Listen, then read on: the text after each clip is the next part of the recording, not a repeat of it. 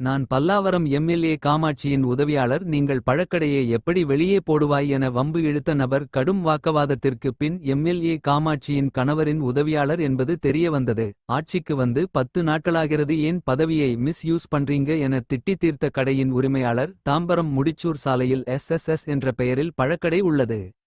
அந்த கடைக்கு tip top உடையில் வந்த ஒரு நபர் தான் நான் எம்எல்ஏ பிஏ என்று கூறி பழங்களை வாங்கியவர். பணத்தை கொடுப்பதற்கு முன்பு கடையை ஏன் வெளியே போட்டு வைத்தீர்கள் என மிரட்டியதோடு திடீரென கடையை புகைப்படம் எடுத்ததோடு கடையின் உரிமையாளருக்கு தொலைபேசியில் தொடர்பு கொண்டு எம்எல்ஏ பிஏ பேசுகிறேன், கடையிலிருந்து ஏன் பழங்களை வெளியே வைத்திருக்கிறீர்கள், யாரு இங்கு உங்களுக்கு அனுமதி கொடுத்தது, அதிகாரம் எப்படி வந்தது என மிரட்டியதாக கூறப்படுகிறது.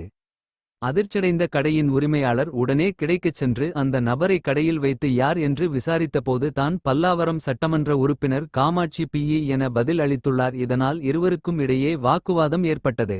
எங்கே எம்எல்ஏக்கு போன் செய்யுங்கள் என்று சொல்லியபோது அவர் எம்எல்ஏ காமாட்சிக்கு போன் செய்யாமல் அவரது கணவர் ஜெய் கிருஷ்ணருக்கு தொலைபேசியில் தொடர்பு கொண்டார்.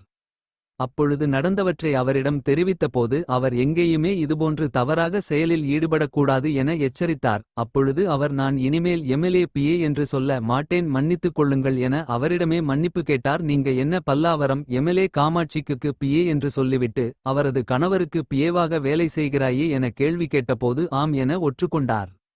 அதே நேரத்தில் தொடர்ந்து கேட்டபோது அவரது பெயர அருண் விஜய் என்பதும் ஒரு பத்திரிகையில் வேலை செய்து வருவதும் பல்வேறு காவல் நிலையங்களில் தான் எம்எல்ஏ பிஏ என்று அறிமுகம் செய்து கொண்டு இதுபோன்ற செயலில் ஈடுபடுவதும் தெரியவந்தது.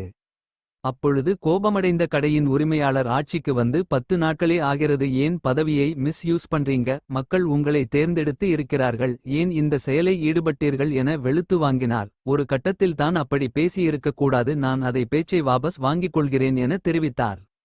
இருந்தபோதிலும் காவல் நிலையத்திற்கு தகவல் தெரிவிக்கப்பட்டு தாம்பரம் காவல் நிலையம் அழைத்துச் சென்றனர்.